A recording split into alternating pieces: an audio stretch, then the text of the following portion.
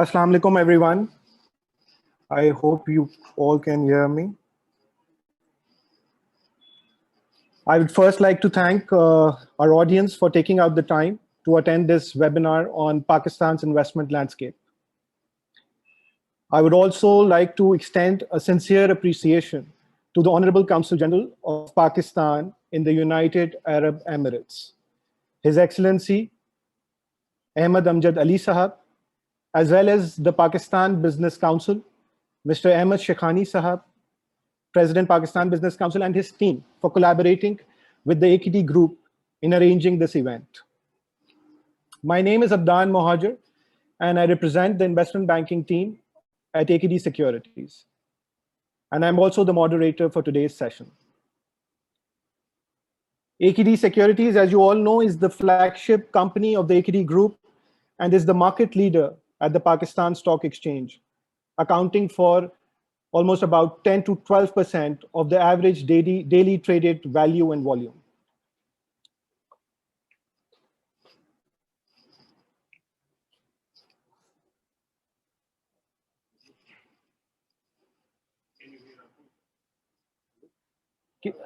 Can you all hear me? I think you can hear me. So the message that we plan to convey to you, our audience, through our speakers to follow, is that we are witnessing an unprecedented, opportune investment landscape in Pakistan, which I think we have not seen in the last 15 years. We will not only be covering key details of reforms and measures taken by the incumbent government, but also we will discuss at length how these opportunities are being brought to the doorstep of our expat community, particularly through the digitalization measures and the Roshan digital account. I think the RDA is a breakthrough initiative of the State Bank of Pakistan, supported by the SECP, NCCPL, CDC, and PSX. I think to open the proceedings, and for all the capital market folks out there, I think he's one of the most anticipated speaker of today's session.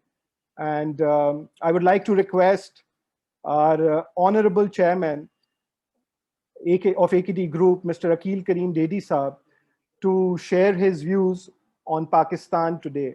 Akil Saab, आपसे दरख्वास्त है अगर आप पाकिस्तान की economy और मौजूदा opportunities पर अपनी कीमती राय से ऑडियंस को आगाह करें. जी अकील साहब.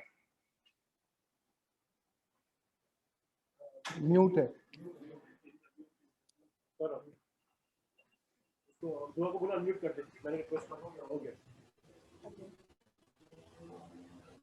जी अकील साहब, हम सुन सकते हैं आपको. सिर्फ मैं आपको दो चार चीजें जो चेंज है पाकिस्तान में वो बताने की पूरी कोशिश करूंगा, लेकिन सारे लोग ऑनलाइन हैं या नहीं? अभी तो सिर्फ 3-4 लोग दिख रहे हैं ऑडियो पे, और भी हैं या नहीं? तो पाकिस्तान के हवाले से आपको इस वक्त जब से पीटीआई की गवर्नमेंट आई है, आप ये देखें कि आपको पूरा पाकिस्तान चेंज होता हुआ दिख रहा है. और मैं सिर्फ 2-4 चीजें ये बता सकता हूँ कि पाकिस्तान की इकोनॉमी के हवाले से लोगों को काफी फिक्र रहती थी जी, लेकिन आज मैं यकीन से कह सकता हूँ कि पाकिस्तान की इकोनॉमी के हवाले से फिक्र करने की किसी को भी जरूरत नहीं है. पाकिस्तान की इकोनॉमी राइट डायरेक्शन में जा रही है और उसके लिए गवर्नमेंट ने बहुत सारे स्टेप्स लिए हैं और वो सारे स्टेप्स मैं समझता हूँ कि पॉजिटिव रहे हैं और बिजनेस कम्युनिटी ने उसको अप्रिशिएट किया है. चाहे वो पाकिस्तान के टेक्सटाइल के हवाले से हो, चाहे वो लोकल इंडस्ट्री के हवाले से हो, चाहे वो एग्रीकल्चर से हो, चाहे वो एक्सपोर्ट ओरिएंटेड हो, चाहे वो करेंसी के हवाले से हो, चाहे वो रेटिंग एजेंसी के हवाले से हो, चाहे वो ईज ऑफ डूइंग बिजनेस के हवाले से हो. तो इस वक्त पाकिस्तान इकोनॉमी के लिए बताने के लिए बहुत कुछ है. अक्सर लोग, जाहिर बात है, जब इकोनॉमी राइट डायरेक्शन में होती है तो उसकी मुखालफत भी बहुत सारी होती है, लेकिन हम किसी भी नंबर को ये साबित नहीं कर सकते कि पाकिस्तान इस वक्त कुछ नहीं कर रहा. हाँ, हम ये कह सकते हैं कि महंगाई थोड़ी बहुत हुई है। तो महंगाई का ये जो तूफान आया हुआ है, ये कोई पाकिस्तान एक मुल्क नहीं है, ये वर्ल्ड वाइड ये सिचुएशन बनी हुई है। और पूरी दुनिया आप देखें, जितनी भी हार्ड कमोडिटी या सॉफ्ट कमोडिटीज को उठा के आप देख लें, तकरीबन सबकी प्राइस बढ़ चुकी है। अब अगर कोई ये कहे कि नहीं ये चीजें आप सस्ती करें, तो ये पॉसिबल नहीं है, क्योंकि दुनिया में जब करेंसी छपती है, जैसे जो अमेरिकन डॉलर बहुत छपे हैं, इसी तरह यूरो अपने आप को बचा रहा है, इसी तरह रुपये भी दूसरों के मुकाबले में पाकिस्तान कम से कम इस कंडीशन में है कि हमने बहुत सारे रुपए नहीं छापे। लेकिन जाहिर बात है कि ये सारी कमोडिटीज इंटरनेशनली ट्रेड होती है, और वो ट्रेड होने की वजह से अगर अब पाम ऑयल को उठा के ले तो $550 का पाम ऑयल $1000 हो गया, $160 का वीट इस वक्त $250 और $300 पे ट्रेड कर रहा है। तो ये सारी चीजें अंडरस्टैंड करने की होती है। अब उसके लिए आप कर क्या सकते हैं? उसके लिए आप ये कर सकते हैं कि लोगों की इनकम बढ़ाएं। आप वो डिसीजन ले, ऐसी पॉलिसी बनाएं जो ग्रोथ ओरिएंटेड हो, और गवर्नमेंट उस पर कामयाब हो गई है। उन्होंने पॉलिसी बनाई है, टेक्सटाइल को रिवाइव किया है, टेक्सटाइल के लिए बहुत बड़े बड़े पैकेजेस दिए हैं, जिसकी वजह से आपकी इंडस्ट्रियलाइजेशन बढ़ गई है, और जिसकी वजह से आपके एक्सपोर्ट के नंबर बेहतर हुए हैं, जिसकी वजह से आपके रेमिटेंस बढ़े हैं। जी। तो जैसे अभी अदनान साहब ने ये बताया, रोशन डिजिटल अकाउंट, मैं समझता हूँ ये एक बहुत बड़ी स्टेट बैंक की सक्सेस है, क्योंकि आप ये देखें कि आप आराम से पाकिस्तान में फिक्स इनकम में चाहे चले जाए, इक्विटी में चाहे चले जाए, म्यूचुअल फंड में इन्वेस्टमेंट करना है चाहे चले जाए, डिपॉजिट जमा करा सकते हैं। तो ये अपॉर्चुनिटी मैं समझता हूँ आस्ते आस्ते और चीजें इसमें आती जाएगी। हाउसिंग सेक्टर भी आ सकता है, रीट्स भी उसमें आ सकती है, तो बहुत सारे ऐसे एरिया है जो आ सकते हैं। अब मैं आपको पाकिस्तान में एक्टिविटीज के हवाले से बताऊं, आप ये देखेंगे इस वक्त सीपें पाकिस्तान के लिए इससे बड़ी कोई चीज हो नहीं सकती, चाइना के साथ मिलके। अब इसमें रशिया भी आ गया है, बाकी मुल्क भी उसमें आना चाहते हैं, यूरोप भी आ रहा है। तो ये आप देखें, ये हमारी एक बहुत बड़ी सक्सेसफुल स्टोरी है, और ये पाकिस्तान के लिए बहुत बड़ा गेम चेंजर होगा। इसके साथ आप ये देखें कि पाकिस्तान इस वक्त एनर्जी, आज हमारी डिमांड अगर एनर्जी की डबल भी हो जाती है, तो हम उतनी हमारे पास एनर्जी है कि उस डिमांड को हम सस्टेन भी कर सकते हैं और पूरा भी कर सकते हैं। तो ये एक बहुत बड़ा चेंज पाकिस्तान में आप देख रहे होंगे। इसके अलावा टेक्सटाइल की जो गवर्नमेंट ने एक्सपेंशन के लिए जो स्टेट बैंक ने डिसीजन लिए हैं, वो अनबिलीवेबल डिसीजन है। अभी तक उसमें 325 बिलियन रुपए की इन्वेस्टमेंट आ चुकी है। इसके अलावा आप स्टील सेक्टर को देखें, आप सीमेंट को देखें, सारे नंबर बेहतर हो रहे हैं। आप एग्रीकल्चर की तरफ चले जाएं तो वहां यूरिया वगैरह इस दफा रिकॉर्ड सेल भी है। उसका मतलब यह है कि आपकी क्रॉप भी बम्पर होगी, क्योंकि जाहिर बात है कि क्रॉप अगर आपकी बम्पर होती है, ठीक है, मैं ये मानता हूं कि शायद हील पाकिस्तान में अभी भी हम ये नहीं कह सकते कि दूसरे के मुकाबले में हम कर रहे होंगे, लेकिन उस पर भी काम हो रहा है। प्राइम मिनिस्टर साहब रेगुलर बेसिस पे मीटिंग कर रहे हैं।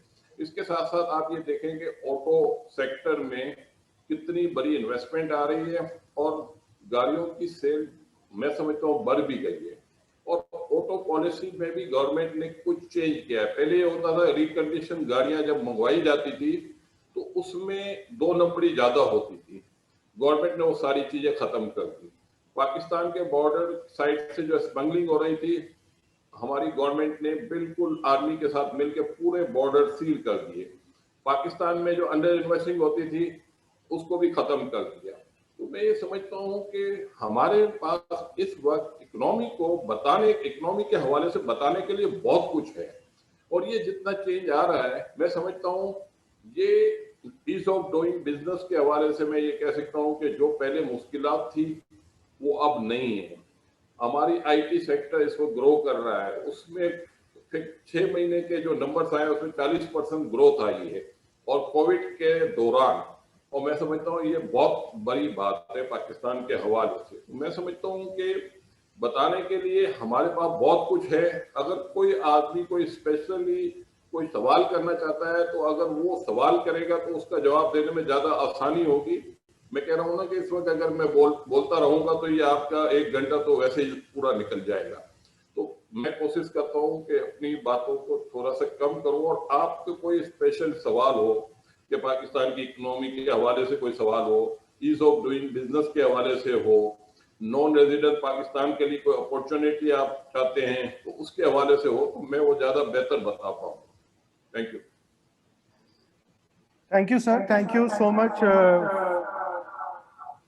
Thank you so much. आपने बहुत ही डिटेल ओवरव्यू और पाकिस्तान की बड़ी एक ऑप्टिमिस्टिक और पॉजिटिव हमें बताया डेवलपमेंट्स, की डेवलपमेंट्स। एंड हमारे क्वेश्चन एंड आंसर्स, मैं रिक्वेस्ट करूंगा ऑडियंस से भी कि अगर ये हमारे मैसेज बॉक्स आपको राइट पे नज़र भी आ रहा होगा, और अगर आप उधर अपने क्वेश्चंस प्लेस करें तो हम अकील साहब से वो क्वेश्चंस उनको प्लेस भी कर देंगे, उनसे पूछेंगे भी और उनकी मौजूदगी का फ़ायदा भी उठाएंगे।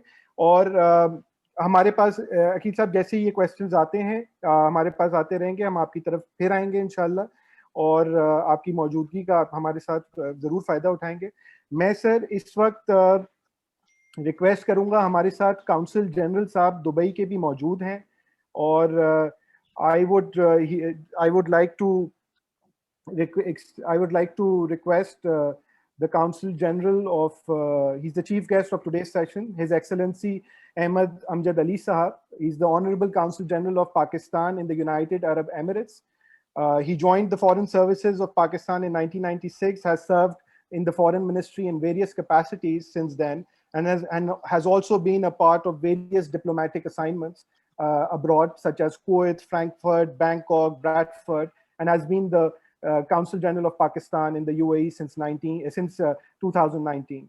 I would like to request our chief guest, His Excellency Mr. Ahmed Amjad Ali Sahab, to say a few words and share his thoughts.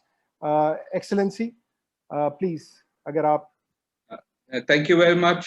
First of all, Mr. Karim Dedi Sahab, Mr. Shekhani, President Pakistan Business Council, others members, Assalamu alaikum. And thank you very much for providing this opportunity to me to speak on the investment landscape of Pakistan. I think it's a very good initiative by Pakistan Business Council, and we really, at this point of time where COVID has struck almost all economies of the world, it is a very good time that we sit together and see that how we can help Pakistan and what opportunities Pakistan is offering. As Akil Saab has already pointed out, that government's investment-friendly policies in last couple of years have really helped people to think, especially the overseas Pakistanis, that this is the right time to invest in Pakistan. And there are few sectors which are really growing very fast. And I would urge all my friends sitting here, overseas Pakistanis, that this is the time to invest in Pakistan. In UAE, we have about 1.7 million Pakistani diaspora, and out of that, 80% is blue-collar labor. But still, if you see that remittances from the Gulf in last 8 months have really soared, and it is a very good sign that people, even people from labor class, their remittances are going through official channels, which is a very positive sign. There is something to ponder about, and UAE being one of the major trading partners of Pakistan, our bilateral trade is still between $6 to $7 billion, and this has a scope to increase. And if you see investments from UAE to Pakistan, for last many years, it has fluctuated around $200 million mark. This has a potential. There is a scope. And I think we all should really work on this side, that how we can increase investment in Pakistan when the government is providing such lucrative incentives, the policies are good. And I think this is the right time for us to think that let's come together, join our hands, and invest in our own country. And there are many sectors which have the potential, and we at the consulate are fully equipped with providing all the assistance which is required by our businessmen and our friends. So we are ready to help all along. Secondly, this Roshan Digital Pakistan account, which has been launched, and the Honorable Governor State Bank was also here a month back. It has seen improvement and growth in the accounts. But I have also requested the Governor State Bank, and there was a webinar 2 days ago as well, and I have pointed out in that see, we have majority of our community in the Gulf. The expatriates are in Gulf region. But how many still operate these smartphones or can operate these online accounts? Like I said, 85% in UAE is blue collar labor. They don't have even a smartphone. Now, what is our target market? If we want to target them as well, I have urged all the banks here to have this simplified, this procedure simplified, because our target should not be only those who can invest in millions or those who can invest in billions in these accounts. These people should also be our target. And in Gulf overall, if you see, more than 70% of our population is labor class. So we need to have some simplified methods for them to open these accounts. And by doing that, number one, we will have official transaction. We will discourage hundi and hawala.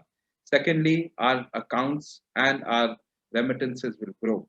So I would urge people from the State Bank here and the businesses who are in Pakistan that please look into this aspect as well, that we need to target a majority of our community which is based in the Gulf region. Thirdly, I would also like to request that Dubai and UAE are almost back to normal. We have started our commercial activity here. Next week, we are having two largest exhibitions. One is the defense exhibition and other is the Gulf food exhibition. There is a lot of potential at this point for people to come here and promote our exports. We have a full range of exhibitions coming up this year, and I think UAE is one of the country which is regularly hosting these exhibitions. Because of COVID, other areas of the globe they are closed, but UAE is still open now. So I would request that this is a good time for people from Pakistan to come here, have B2B meetings, meet their potential buyers here, and by this way also we can increase our exports. Once again, thank you very much for inviting me on this session. I am very hopeful that our new leadership at the Pakistan Business Council headed by Mr. Shekhani will really thrive to work hard and improve Pakistan's business potentials, Pakistan's investment, and the Consulate General here in Dubai is ready to help them all out, or for that matter, any Pakistani businessman in Pakistan or businessman or an investor here in the UAE. Thank you so much. Thank you, Excellency. Thank you.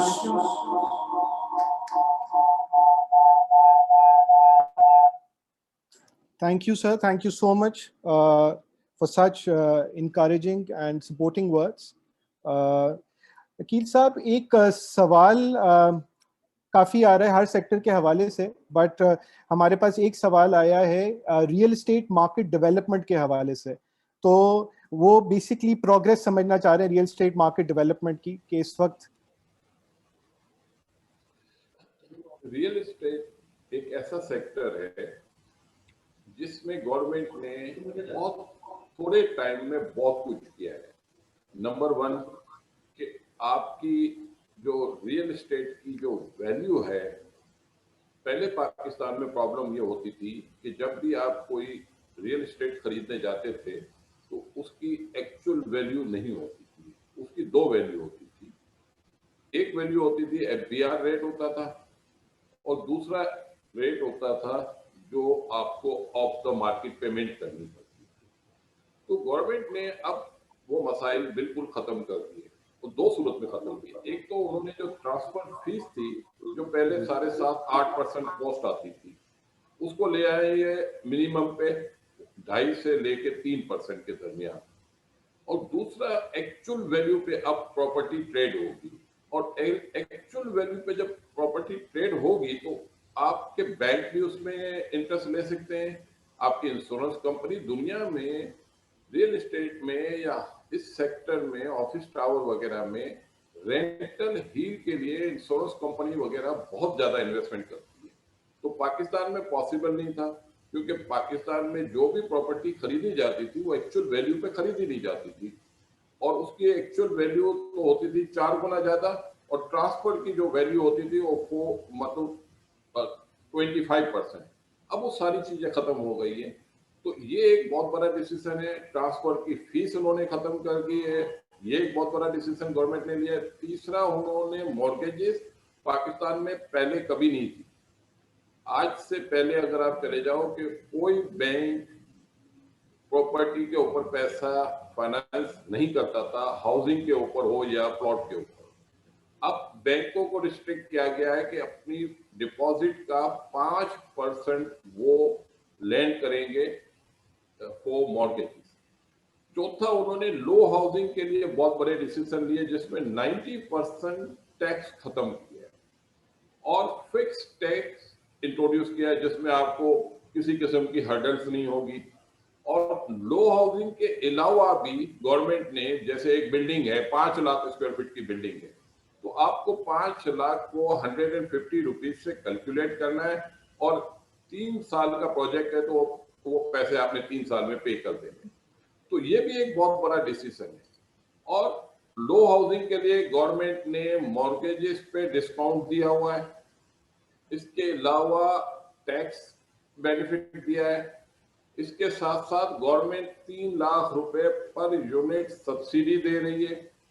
तो आप ये सोचें कि पहले कभी भी कोई गरीब आदमी पाकिस्तान में सोच भी नहीं सकता था कि वो कभी पैसे मकान खरीद भी सकता है।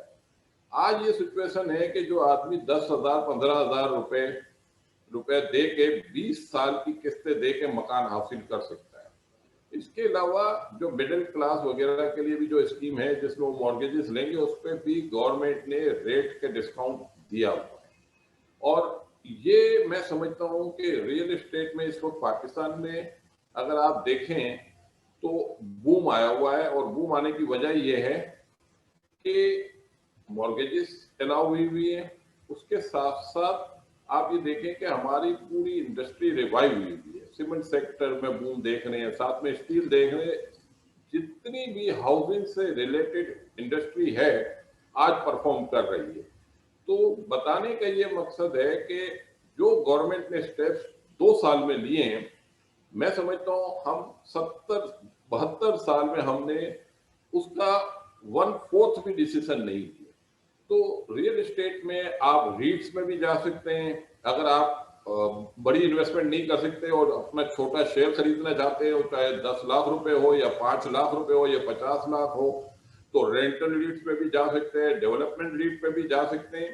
फिर डेवलपर के लिए गवर्नमेंट ने अपॉर्चुनिटी प्रोवाइड की हुई है कि आप चाहें तो, अगर आप डेवलपमेंट के लिए आपके पास पैसा नहीं है, तो वो भी आप बैंक को पाबंद किया है कि जो अच्छे क्रेडिबल लोग हैं उनको आप लेंड करें। तो उस पे भी गवर्नमेंट ने काफी सपोर्ट किया है। तो ये सेक्टर अब आपका चलना शुरू हो चुका है, पहले हम ये नहीं कह सकते थे। और फिर ये फिक्स टैक्स इंट्रोड्यूस करना, ये गवर्नमेंट ने अपॉर्चुनिटी दी हुई है।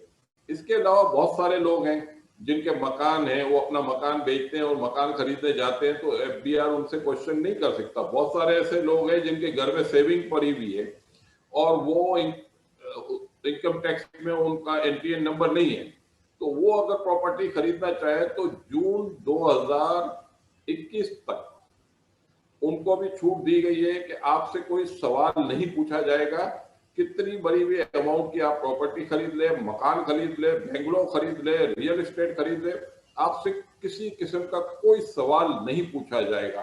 तो ये सारे जो डिसीजन लिए हैं, मैं समझता हूं कि ये इतने बड़े डिसीजन है, ये लोगों की अभी समझ में नहीं आ रहा ये, और अवाम को ये बहुत बड़ा एक बेनिफिट भी दिया गया है। और ये फिक्स टैक्स अगर आप देखें तो आपका टैक्स का रेट 7-8% से ज्यादा नहीं बनेगा जो आप 150 रुपए दोगे। आप ये देखेंगे लो हाउसिंग भी 4000 रुपए स्क्वायर फीट से कम नहीं है, हायर साइड पे 40,000 रुपए है। तो आप इन बिटवीन अगर आप देखें फिक्स टैक्स आप देखते हैं तो आपका बेनिफिट कितना ज्यादा है। तो और इसी वजह से आप ये देखें कि गवर्नमेंट के पहले 6 महीने का जो रेवेन्यू टारगेट था इस कोविड के बावजूद गवर्नमेंट ने एक्सीड किया है। तो ये कामयाबी से मैं समझता हूँ इकोनॉमिक पॉलिसी जारी है और मुसलसल गवर्नमेंट बैठी हुई है, डिसीजन ले रही है। तो मैं आपको ये कह सकता हूँ, इसके अलावा अगर कोई रियल एस्टेट हाउसिंग के हवाले से हो, क्योंकि ये मेरी अपनी फील्ड है तो इसके बारे में मुझे तकरीबन और बहुत सारी चीजें पता है, लेकिन आपका ये छोटा सा टाइम होगा वो पूरा टाइम निकल जाएगा सवाल के जवाब। बिल्कुल सही है सर, थैंक यू। आपने बहुत डिटेल में हमें और काफी कॉम्प्रिहेंसिवली हमें बता दिया रियल एस्टेट मार्केट की development. I hope we have answered the questions. और मेरा अगला क्वेश्चन जो मुझे सामने इस वक्त है काउंसिल जनरल साहब के लिए, वो ये है कि ये जो पॉलिसीज में, गवर्नमेंट की पॉलिसीज में अगर इनकंसिस्टेंसीज आती हैं तो वो अक्सर फॉरेन इन्वेस्टर्स को डिस्करेज कर देती हैं। तो हाउ डू यू सी कि गवर्नमेंट इन पॉलिसीज में कंसिस्टेंसीज इंश्योर करेगी कि फॉरेन इन्वेस्टमेंट हमारे पास आती रहे कंसिस्टेंटली? जी थैंक यू अबदान साहब। Before I answer this question, एक ऊपर क्वेश्चन मैं देख रहा था जिसमें लिखा था कि when visas for UAE will open. मैं पहले उस पे जवाब दे दूं क्योंकि ये काफी लोगों के जहनों में होगा। देखें जी, वीजाज यूएई के एज सच जब फॉरेन मिनिस्टर का विजिट हुआ था उसके बाद से खुल गए हैं। फैमिली वीजाज सबको मिल रहे हैं, वर्क वीजाज भी मिल रहे हैं। 18 to 40 में थोड़ी सी प्रॉब्लम आ रही है, लेकिन अभी गल्फ फूड के लिए हमने तकरीबन कोई 26 कंपनीज आ रही हैं और तकरीबन सब ही बिजनेसमैन को वीजे मिले हैं। थोड़ा सा प्रॉब्लम यह है कि प्रोफाइलिंग चेक कर रहे हैं यूई वाले, और जो बिजनेसमैन पहली दफा आ रहे हैं उनको थोड़ा डिले हो रहा है, नहीं तो एज सच प्रॉब्लम नहीं है। वीजाज मिल रहे हैं लोगों को और लोग आ रहे हैं यहाँ पे, और वो जो प्रॉब्लम 5-6 महीने पहले थी वो अब नहीं है। बिल्कुल ठीक है सर। ठीक है। अच्छा, दूसरा मैं आपको बताता चलूं कि ये आपने जो सवाल किया कि गवर्नमेंट की पॉलिसीज रैपिडली चेंज होती हैं और उसमें इन्वेस्टर कॉन्फिडेंस नहीं आता, बेसिकली यही सवाल है। देखें, मैं आपको बताता चलूं कि मैं 26 साल हो गए हैं गवर्नमेंट सर्विस में, और अगर कोई पॉलिसी चेंज भी होती है ना तो वो स्लाइट चेंज होती है, एज सच जो मेन स्ट्रक्चर है वो तकरीबन सेम रहता है।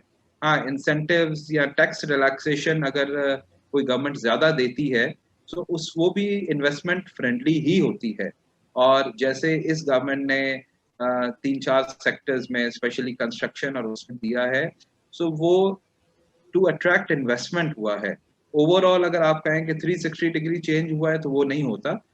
It is basically to attract investment, और थोड़ा सा फर्क मॉडिफिकेशंस के साथ आता है, बट ओवरऑल पॉलिसीज तो तकरीबन सेम रहती हैं। कोई गवर्नमेंट इन्वेस्टमेंट ज्यादा वो इंसेंटिव ज्यादा दे देती है, कोई कम देती है, बट पॉलिसीज तकरीबन अगर देखा जाए तो तकरीबन सेम होती हैं। थोड़ा सा डिफरेंशिएशन होती है, बट हमारा चूंकि सेक्टर्स कई बहुत स्ट्रांग हो रहे हैं, बैंकिंग सेक्टर स्ट्रांग हो रहा है, हमारे बाकी सेक्टर स्ट्रांग हो रहे हैं, तो उसमें कोई फर्क नहीं पड़ता। आप मिसाल देखें कि जब रिसेशन आया, जब बैंकिंग सेक्टर्स चंद साल पहले जो है कोलैप्स किए वर्ल्ड ओवर, तो पाकिस्तान ने फिर भी सरवाइव किया। कोविड में दुनिया की इकोनॉमी अगर आप देखें तो खराब हुई है, तो पाकिस्तान की ठीक है कोई इफेक्ट पड़ा है, लेकिन वो इफेक्ट नहीं पड़ा जो बाकी इकोनॉमीज को हुआ है। आप अपने हमसाए में देखें क्या हुआ है, तो हम फिर भी बेटर ऑफ हैं। और ये गवर्नमेंट की अच्छी पॉलिसीज का ही नतीजा होता है कि हम सरवाइव कर रहे हैं और हम सरवाइव कर देंगे इंशाल्लाह। सो इतना कोई डिफरेंस नहीं है होता चेंज ऑफ पॉलिसीज में, पॉलिसीज सेम रहती हैं। अबदा साहब, before I leave I would request you, क्योंकि मैंने एक और मीटिंग में जाना था, So मैंने रिक्वेस्ट भी की थी कि मैं पहले बात कर लूँ. My officers are here. They will be attending on my behalf. जो questions होंगे, you can write and will be answered. Thank you. Thank you so much for joining, His Excellency. आपने बहुत अच्छी, बहुत डिटेल में हमें एक ओवरव्यू दिया इस वक्त, और पॉलिसी मेकिंग के ऊपर भी, और इंकरेज भी किया आपने कि इन्वेस्ट किया जाए, इस वक्त राइट टाइम है. Thank you so much for participating. We really appreciate your presence. And अगर कोई क्वेश्चंस, मैं ऑडियंस को भी बताऊं कि अगर कोई क्वेश्चंस हैं उनके, तो आप प्लीज़ पूछें. हम कोशिश करेंगे कि हम आप तक ये सवालात ऑडियंस के पहुंचाएं ताकि इनको बेहतर अंदाज में आंसर किया जा सके. Sir, thank you so much for participating. Thank you.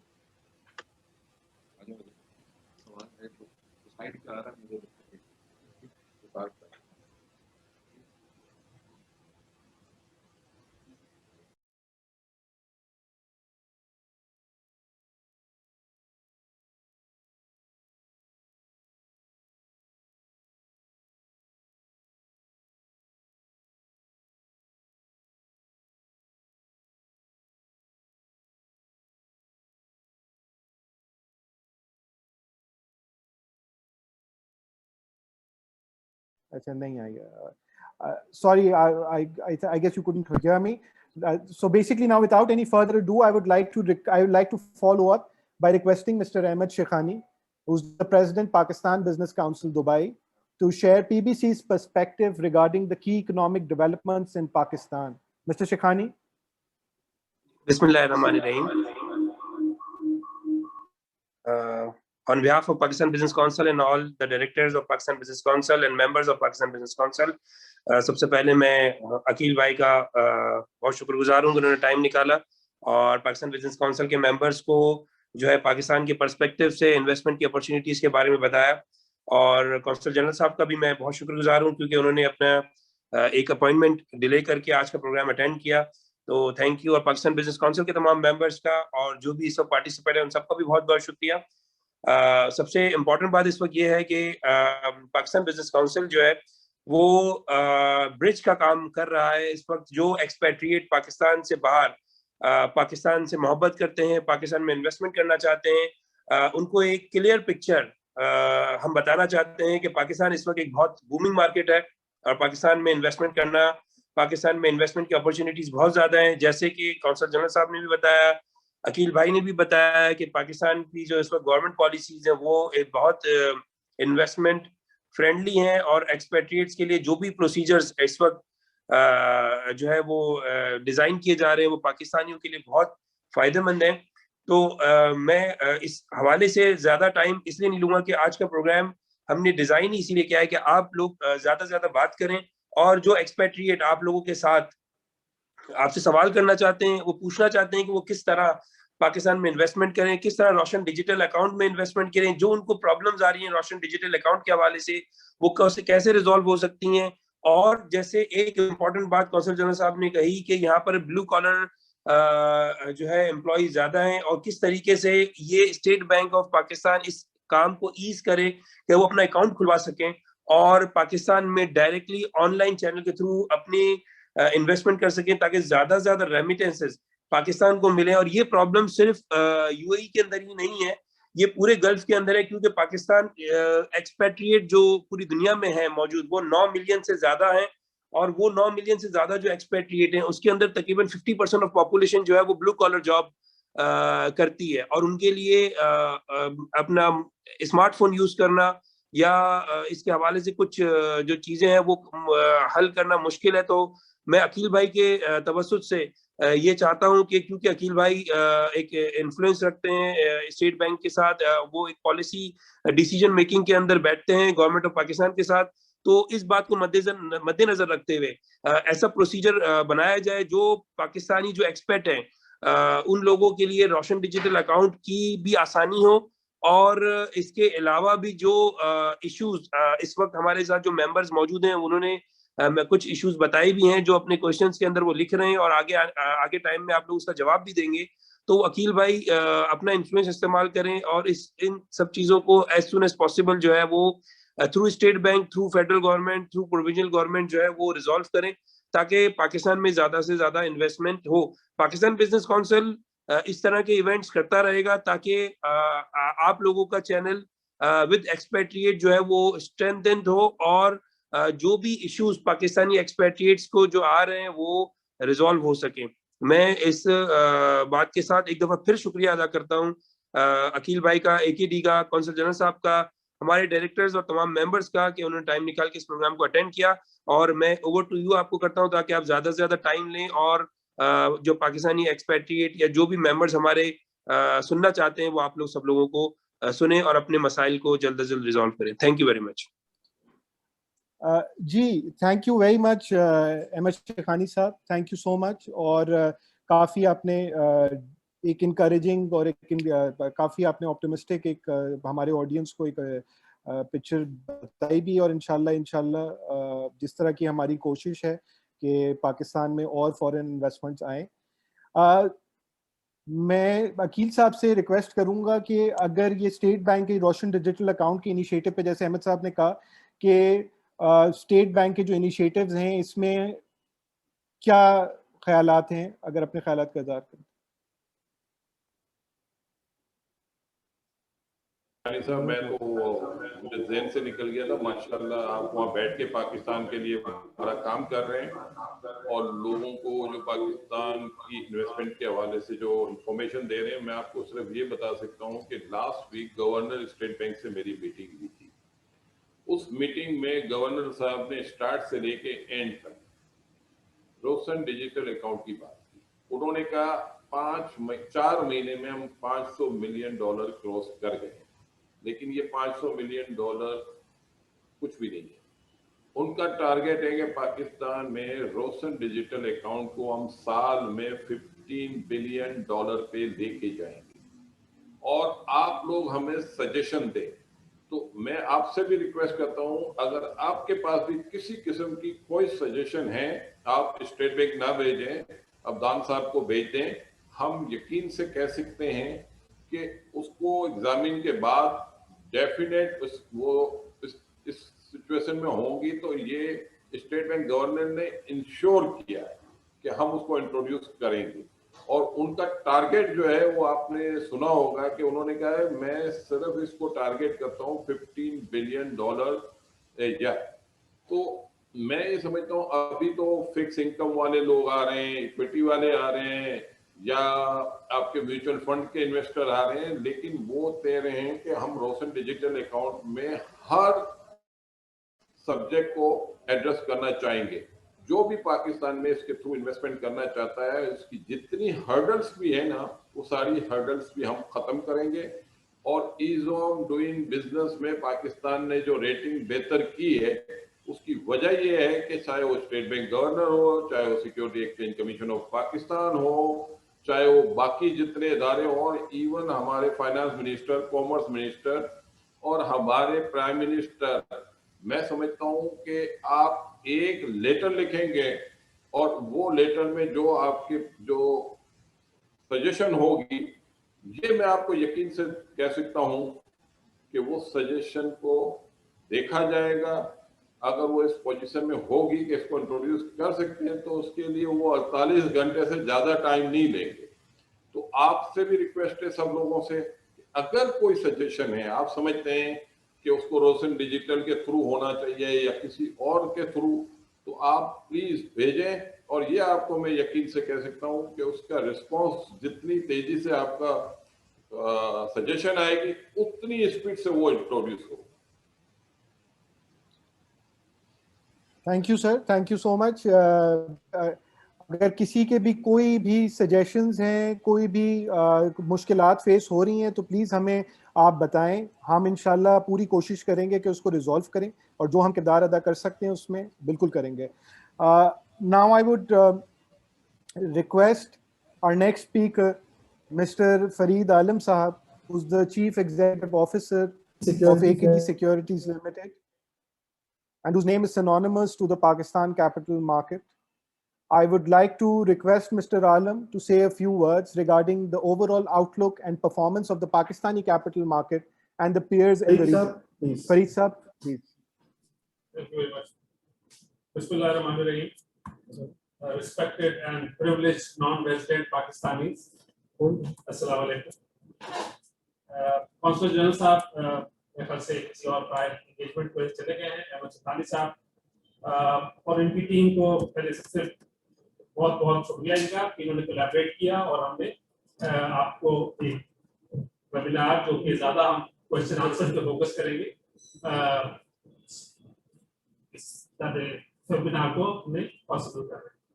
हम थोड़ा सा अकीब भाई के साथ और अभी हमने जो आज जिन गेस्ट को मदऊ किया है, मेरे साथ ही बैठे रजा साहब, जब अकीब भाई ने कहा कि $500 मिलियन पाकिस्तान में हमने अभी तक आरडीए से लिए हैं, तो हमें जो खुशी हो रही है कि आज हमने जिसको मेरे दोस्त को जो मेरे साथ मौजूद है बुलाया है, वो निज़ाम बैंक को रिप्रेजेंट कर रहे हैं और निज़ाम बैंक ने $100 million out of $500 million mobilise किए हैं।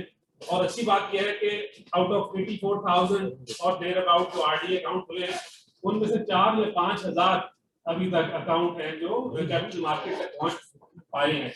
उनमें से भी Nizam bank is on the forefront. जैसे अब्बान ने बताया, I had a flagship company of the AKD group which is AKD securities, और आज हम सिर्फ मैं तो 3-4 मिनट लूंगा क्योंकि क्वेश्चन आंसर का और की क्वेश्चंस का फायदा उठाएंगे। कौंसल जनरल साहब ने बड़ी अच्छी बात की कि पाकिस्तान ने जो कोविड का रिस्पांस था अल्हम्दुलिल्लाह उसकी वजह से और जो स्टेप्स लिए गवर्नमेंट ने और हमारी सेंट्रल बैंक ने, उसकी वजह से जो ऑप्टिमिज्म और जो पाकिस्तान में यूफोरिया क्रिएट हुआ, जिसने कैपिटल मार्केट को भी दवाम बख्शी और मार्केट एक लो लगा के अब अपने लो से 68% ऑफ देयर अकाउंट अप है। और हम जिन लोगों से मिलते हैं और जब गपशप मारते हैं तो हमारे पाकिस्तानी और नॉन रेजिडेंट पाकिस्तानी भी अपने इस बात को महसूस करते होंगे, because they have an aerial view कि क्या हो रहा है पाकिस्तान में। और अच्छा, ये खुशी की खबरें हैं पाकिस्तान से। तो अब हमें क्वेश्चन आंसर में भी ये सवाल आएंगे। जो 1-2 चैलेंजेस हैं, और सबसे इम्पोर्टेंट एक चैलेंज ये था जो मैंने पिछले भी दफा अटेंड किया, इसमें जो लोग, मैं ज्यादा फोकस करूंगा अपनी बात को कैपिटल मार्केट से रिलेटेड। कैपिटल मार्केट के अंदर जो अभी तक national clearing company of Pakistan non resident Pakistani को नॉन फाइनेंस ट्रीट करके उनका 30% विदहोल्ड कर रहा था टैक्स। तो ओनली टुडे मेरे ख्याल से उन्हें पता था कि अकील भाई एक सेमिनार अटेंड कर रहे हैं और उस पर सवाल जवाब होंगे, तो आज लोकल न्यूज़पेपर में ये बातें हैं और गवर्नमेंट ने कहा कि हम we are cognizant of the fact कि जिस तरह उन्होंने नया पाकिस्तान सर्टिफिकेट और बाकी चीजों पे वन टाइम टैक्सेशन में और बरात दी है, वो कैपिटल मार्केट इन्वेस्टर्स को भी दे रहे हैं। और मैंने जो अपनी इंट्रोडक्शन में जो लफ्ज प्रिविलेज का यूज किया था हमारे नॉन रेजिडेंट भाइयों के लिए, वो ये है कि जो ये मरात इनको अवेलेबल हैं, जो प्रिविलेजेस इनको अवेलेबल हैं वो पहले नहीं थी, और अभी तो हम रेजिडेंट्स को वो प्रिविलेजेस अवेलेबल नहीं है, बट इंशाल्लाह with the passage of time जो नॉन रेजिडेंट्स के लिए हो रहा है वो पाकिस्तानियों के साथ भी होगा। तो हमें उस बात की भी खुशी है। उन प्रिविलेजेस में सबसे बड़ी बात तो ये है कि जिस तरह कौंसल साहब ने कहा और बाकी लोगों ने, भाई ने इस बात की बाकी और अहमद शतानी ने भी कहा कि यूएई में जहां हम इस वक्त एड्रेस कर रहे हैं अपने दोस्तों को, यहाँ व्हाइट कॉलर से ज्यादा ब्लू कॉलर जॉब ज्यादा पाकिस्तानी कर रहे हैं।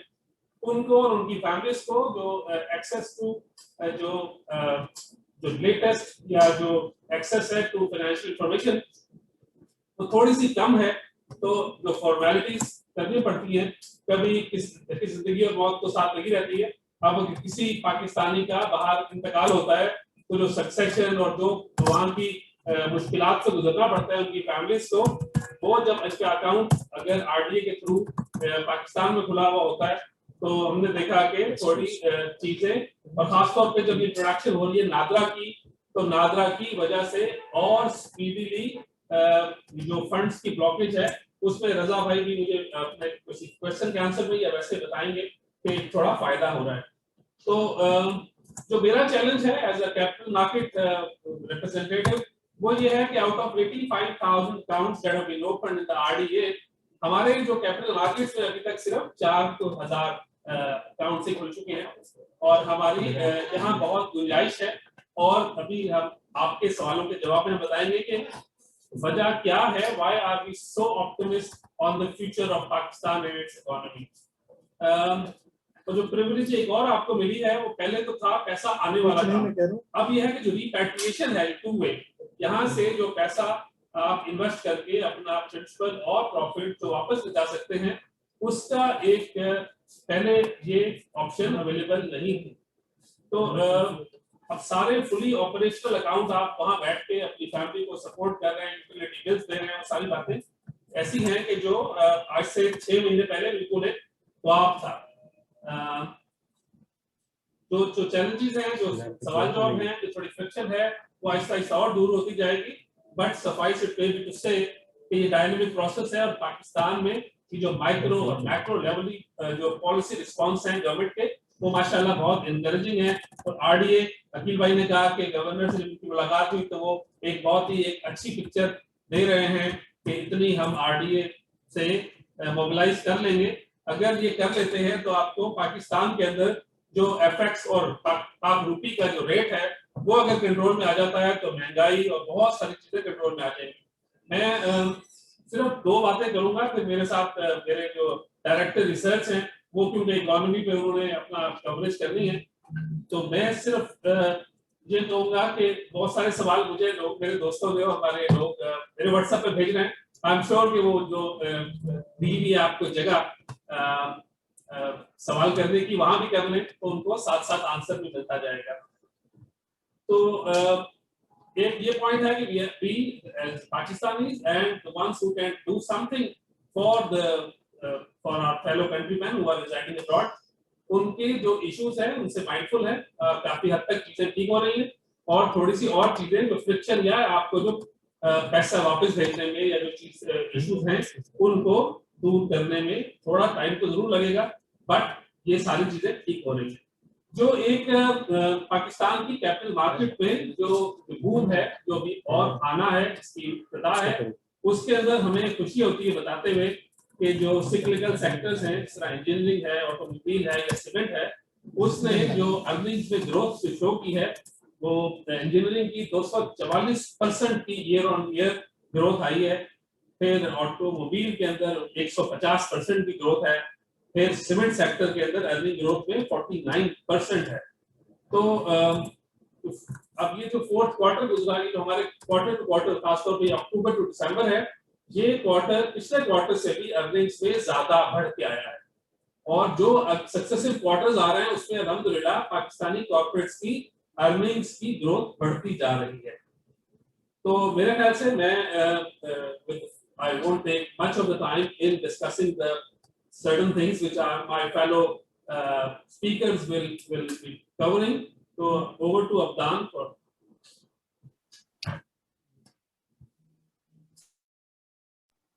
थैंक यू फरीद साहब। आपने सही कहा कि बहुत सारे सवाल हमारे पास इस वक्त आ रहे हैं। एक सवाल जो मुझे लगता है कि बड़ा पर्टिनेंट है, और मैं समझता हूं कि हमारी ऑडियंस में भी काफ़ी लोग इसको जानना चाहेंगे कि आप अगर देखें तो पाकिस्तानी मार्केट ने रिसेंटली कोविड के बाद से, जैसे सब हमारे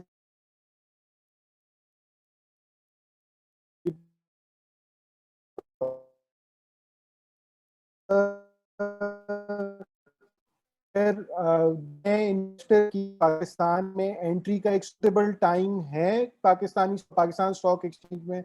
आप इस पे अगर रोशनी डालें। मार्केट जब 47,000 पे गई तो बहुत सारे लोग कह रहे हैं कि हमें we have missed the bus, but I think अभी तो स्टार्ट हुई है पाकिस्तान की जो कैपिटल मार्केट की जो हमारी journey, because from the low तो हम कह सकते हैं कि 68% बढ़ी है, लेकिन जो लोग और 99 या 90 to 95% जो लोग पहले से इन्वेस्टेड थे, उनके लिए तो मार्केट अभी भी 20% ही बढ़ सकती है।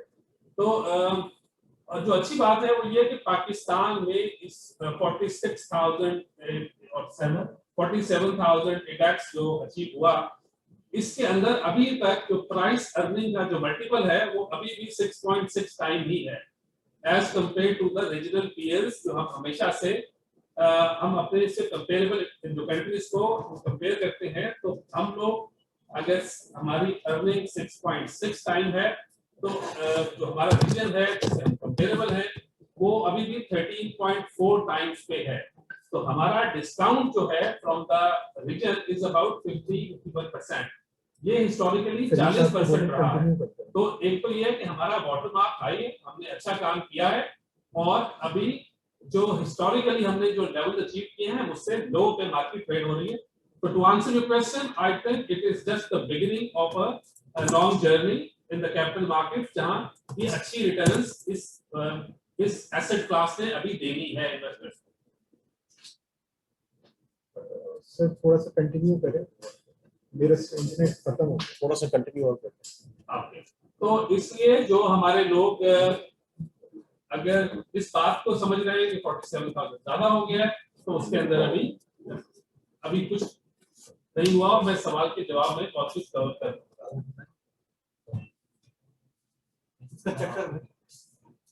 दूसरी बात यह है कि पाकिस्तानी मार्केट अभी मेरे ख्याल से हम इसी सवाल का इंतजार कर रहे हैं। तो मैं थोड़ा और बता दूं कि हम जब हमने ऑल टाइम हाई अभी अचीव किया था 53,000, उस वक्त भी हमारा प्राइस अर्निंग मल्टीपल्स का बैंड है वो 10.5 तक गया था। तो अभी हम 6.6 पे हैं। तो अब जो लोग फाइनेंस वाले बैठे हुए हैं उनको ही समझ आएगी कि एक जो कंपनी जो पहले 10 रुपए कमाती थी पाकिस्तान में, आज वो 66 रुपए की और एन एवरेज स्पेंड हो रही है। रीजन में वो कंपनी जो 10 रुपए कमाती है वो 134 रुपए पे ट्रेड हो रही है, और हमारा ही जो अपने आप को ही कंपेयर करूं मैं, तो हमारा जो ये जो वाटर मार्क है वो पूरे पिछले 15 साल में तो 13 टाइम्स पे गया है, लेकिन पिछले 10 सालों में हमने हाई अचीव किया है 2016 में, जब हमारा जो पाकिस्तान का मल्टीपल था वो अबाउट 10 टाइम्स के मल्टीपल गया था। थैंक यू फरीद साहब।